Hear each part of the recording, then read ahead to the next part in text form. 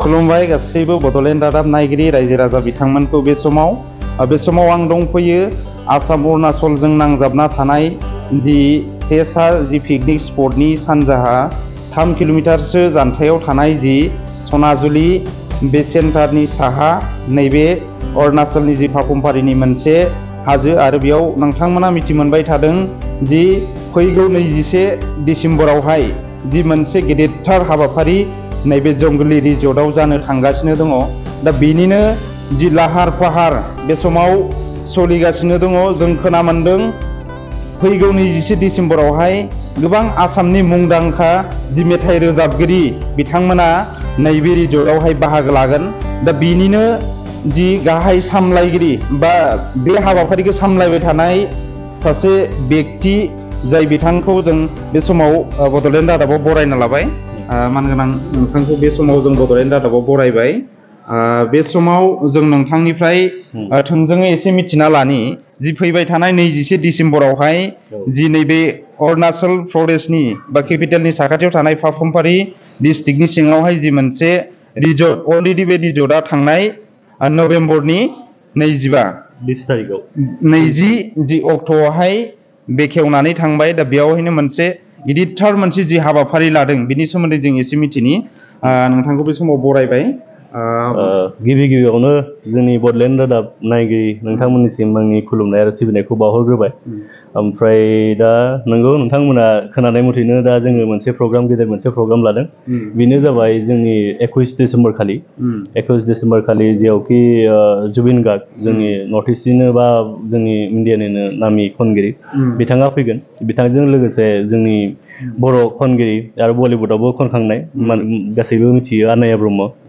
ओमफ्राय बेजों लोगोसेयाव फैगोन गिताश्री रामसियारि ओमफ्राय मनु देउरि फैगोन बेयाव बिथाङाबो ससियेल मिडियायाव आरो जोंनि गोबां माने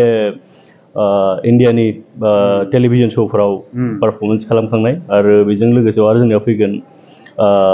मानगोनां आरो गेदेर माने इउटुबार जोंनि आलफ्रेड ओमफ्राय इंलिश मेकार फैगोन ओमफ्राय बेजों लोगोसेयाव जों आरो माखासे अरुणाचल आसाम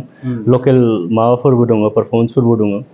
आरो जों प्रग्रामखौनो 6टा बाजियाव जेनेबा जों जागायगोन जोंनि ट्रेडिसनेल माखासे डान्स पारफरमेन्सफोरजों जेरैखि जोंनि बिहु डान्स बागुरुम्बा बा अरुणाचलनिफ्राय ट्रेडिसनेल डान्स जोंनि निसि बेफोर थागोन ओमफ्राय बेजों लोगोसे माखासे आरो मिउजिशियानबो दङ इन्टारनेसनेल नेसनेल लेभेलनि मिउजिशियान बिसोरबो फैगोन ओमफ्राय पारफरमेन्सआथ' माखासे दङ आरो प्रग्रामाबो जों जि लाहार फाहार जों खस्थ' जथेस्थ' खालामबाय दङ बाहेरनिबो मानसिफोर दङ ओमफ्राय बयखौबो बेखौनो खावलायो कि फैनानै प्रग्रामखौ नायफैथों साक्सेस खालामफैयो बे हाबाफारियावहाय जि गोबां दाब जायगायाव नोंथांमोननि बे जंगली रिजर्टनिफ्राय जि बेनारिं पस्टारिं जि पाब्लिसिटि गोबां मैखोम भाबै सोलिगासिनो दङ दा नोंथांमोना बेसेबां जि मोनसे बिसासाव दं जे गोबां रायजो राजाफ्रा जि नैबे जि हाबाफारि बेयावहाय बाहागो लाफैगोन आरो बेयावहाय जि टिकेटनि जि बेबस्था खालामदों दा बेखौ एसे फोरमायगोन नामा आरो बेसेबां मोनसे फोथायनाय दं माने बेयाव जोंनि हांख्रायजानाय गेस्टफोर माखासे दङ अरुणाचलनिनो जेसेबांबो माने गेदेर MLA MP बा जोंनि IAS IPS बा आरो आसामनिफ्रायबो जि जोंनि खाथि नांजाबनाय जिहेतु बे जायगायानो जाबाय लखिमपुर आरो अरुणाचल पापुमपारि डिस्ट्रिक्ट गोलैयो बेयाव जोंनि माखासे हांख्रायनाय आलासिफोर दङ बिथांमोना फैगोन आरो जों एक्सपेक्ट खालामो कि जों जेनेबा दा टिकेटफोर बिभिन्न जायगायाव जोङो एभेलेबेल खालामदों ओमफ्राय बेयावहाय जि अफलाइन अनलाइननि मोनसे सिस्टेम नोंथांमोना सुजुग सुबिदा होदों नामा अनलाइनखौ जोङो दा खालामनाय जायाखै अफलाइनानो जागोन टिकेटआ जेनेबा दा जों माखासे सेन्टाराव एभेलेबेल खालामना दोनदों बेखौ जों आगोलावबो जि बुंबाय थानाय जादों बेफोर जायगानिफ्राय बुकिं खालामना लानो हागोन आरो खायफाया अनलाइनखौ जों बेफोरबायदि खालामनो हागोन कि वाट्सएपआव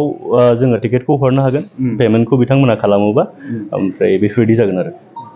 बे समाव जिखिनि जि टिकेटनि हार बा बेनि प्राइसफोर बेखौ मोनसे केटेगरि खालामदों नामा नोंथांमोना एसे फोरमायगोन नंगौ बेयाव VIP आथ' VIP जोंनि इनभाइटि बेलेग माबा दङ ओमफ्राय बेयाव जोङो 500 ओमफ्राय 300 जोङो टिकेटनि बेसेनखौ लाखिनाय जादों जाहाथे खाथि खालानि गासैबो जायफोरा खन्थाइ खोनासंनानै मोजां मोनो बिथांमोना फैनो हानाय बायदि स' बेफोरबायदि लाखिनाय जादों आरो 300 आरो 500 बे समाव जि जाय नैबे जंगलि रिजर्टनि जि दैदेनगिरि बा सामलायबाय थानाय सासे बिथांनिफ्राय जोङो गासैबो गुदि खोथाखौ जों बे समाव मिथिना लाबाय फैबाय थानाय जि 21 डिसेम्बर जि 21 डिसेम्बरावहाय जि नैबे जंगलि रिजर्टनि जि साखाथियाव थानाय जि मोनसे गेलेग्रा फोथार बेवहाय मोनसे गेदेरथार जि मोनाबिलि हारिमु आयदा बे हाबाफारिया जानो थांगासिनो दङ आरो बे हाबाफारियावनो बाहागो लाफैगोन जोंनि नर्थ इस्टनिनो बा बलिउडआव जि मेथाइ रोजाबनाय फेमास सासे मैखोम मेथाइ रोजाबगिरि जुबिन गार्ग बिथां आरो लोगोसे बेजोंनो लोगोसे जि जोंनि बर'निफ्रायनो बलिउडआवहाय जि मुंदांखा जाबोनाय मेथाइ रोजाबनाय आनायनिया ब्रह्म बिथाङाबो बे समाव बाहागो लाफैगोन बै दिनखालि आरो बिनि अनगायैबो गोबां जाखांफुनाय जि माखासे मेथाइ रोजाबगिरि जेरै बर'निनो जि गीताश्री रामसियारि बिथाङाबो बे समाव बाहागो लाफैगोन बेजों लोगोसे मनु देउरि बिथांमोनाबो बेयाव बाहागो लागोन आरो बेजों लोगोसे जोंनिनो दाब दाब जायगायाव हादाबसाफोराव बा हादराव मुंदांखा जाबोनाय जि इउटुबार जि आलफ्रेड बिथां लोगोसे इंलिश मेकार बिथां आरो लोगोसे लकेल जि आर्टिस्टफोर लोगोसे लकेल जि इउटुबार माखासे पेज सालायगिरि बिथांमोना बै दिनखालि बाहागो लागोन बेनिखायनो जों बड'लेण्ड रादाबनि न'खरनिफ्राय जोङो साफ्रोमबो जि हारिमु मोजां मोनगिरि रायजो राजा बिथांमोनखौ बा लाइमोनथ्रिफोरखौ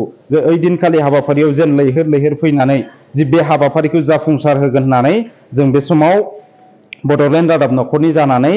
जों मिथि मोनबाय बा फोरमायहरबाय आरो बे समाव जोङो दान्दिसे जि